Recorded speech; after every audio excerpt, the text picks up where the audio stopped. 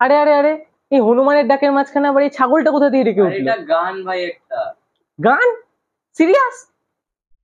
যখন পায়খানা করতে গিয়ে তোমার হাগু বেরোয় না,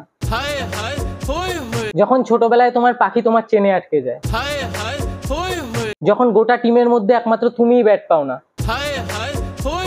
যখন বাথরুম সিঙ্গার একটা গান রিলিজ করতে চায়।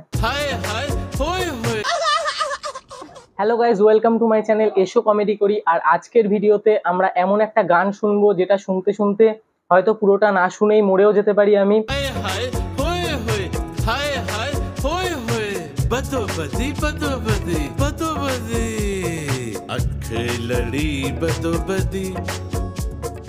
मौका मिले कदी कदी कल नहीं किसे ने देखी। আরে ভাই কি হলো তোর?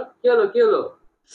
সরি গাইজ, কিছুক্ষণের জন্য আমি এই গানটা শুনে কোমায় চলে গেছিলাম, আবার কোমা থেকে ফিরে এসেছি।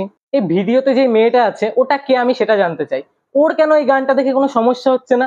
আমার তো কান দিয়ে মনে হচ্ছে সেই রক্ত বেরিয়ে আসছে এই গানটা শুনে। আর অথচ এই মেয়েটা দেখছি গোটা গানে নেচে যাচ্ছে, পুরো কিভাবে নাচছে ও। আর এই কাকুর সাথেও থাকছেই বা কি করে? ডক্টর ঝাটকার মতন দেখতে কাকু একটা, ওর পাশে এতক্ষণ ধরে নেচে যাচ্ছে, তাও আবার হাসতে হাসতে। ও হাসছেই বা কি করে?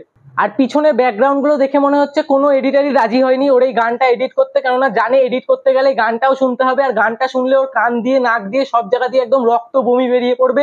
ওই কারণে কোনো রকমে একটা এডিট করে দিয়েছে। অবশ্য পাকিস্তানের যা জিডিপি, এর চেয়ে বেশি এডিট আশাও করা যায় না। যাই হোক, তাও মানে এতটা বেকার মার্কা এডিট আর এতটা বেকার মার্কা গান, গানের সাথে ঠিকই আছে, সামঞ্জস্য আছে বেশ এডিটটা।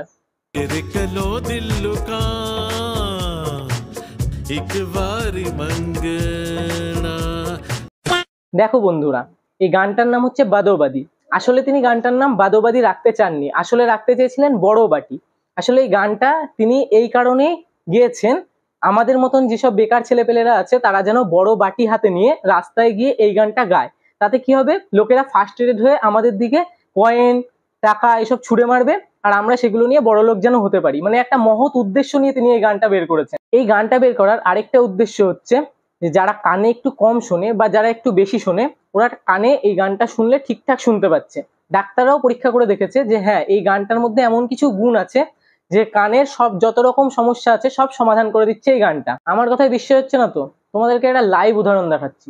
আমার একটা ভাই আছে, ও কানে কম শোনে, তো দেখা যাক এই গানটা শোনার পরে ও কানে কি আবার ঠিক শোনে নাকি।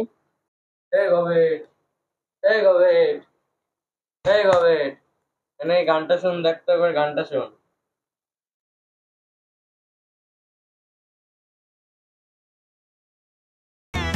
हाय हाय होए होए हाय हाय होए होए हाय কেমন লাগছে? होए होए। এই গবেট, এই তোর বাবা গবেট গবেট বলছে।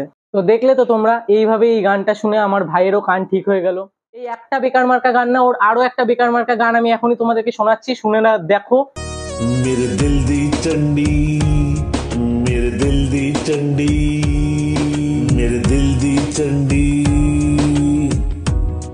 ओ मेरे दिल दी टल्ली, ओ मेरे दिल दी चंडी, ओ मेरे दिल दी टल्ली। আমার মনে হয় এই লোকটা নিজের ভুল প্রফেশন চুজ করেছে। দেখতে লোকটা ডক্টর ঝাটকার মতন, হয়তো সায়েন্টিস্ট হতে চেয়েছিল, কিন্তু সমাজের চাপে পড়ে সমাজ ওকে বলেছে যে তুমি সিঙ্গার হও, এই কারণে ভুল প্রফেশন চুজ করে ও এই ইউটিউবে এসে এই সমস্ত বেকার মার্কা গানগুলো সব রিলিজ করছে। ताकि इसके पीछे 8.5 साल की मेहनत है। 8.5 সাল পরিশ্রম করে উনি এই গান বের করছেন। তাহলে ভাবো, একবার যদি কোনো রকম পরিশ্রম তিনি না করতেন তাহলে কিরকম গান বের করতেন একবার ভাবো। এই গান তো তাও আমরা শুনতে পাচ্ছি, ওই গান হয়তো শুনলেই হার্ট ফেল করে মরে যেতাম। আমার এই ডক্টর ঝাটকা কাকুর কাছে একটাই রিকোয়েস্ট, পাকিস্তানের নাম এভাবে ডুবিও না, অলরেডি ওরা লোনে ডুবেই আছে। আর পাকিস্তানে যাই হোক, এতদিন গানটা ভালো ছিল, তুমি এই গান গেয়ে ওদের নামটা আরো ডুবাচ্ছ, আর ডুবিও না। আর বেশি শুনতে গেলে আমি শেষ হয়ে যাব। তো আজকের ভিডিও এইটুকুই, দেখা হচ্ছে পরের ভিডিওতে, টাটা।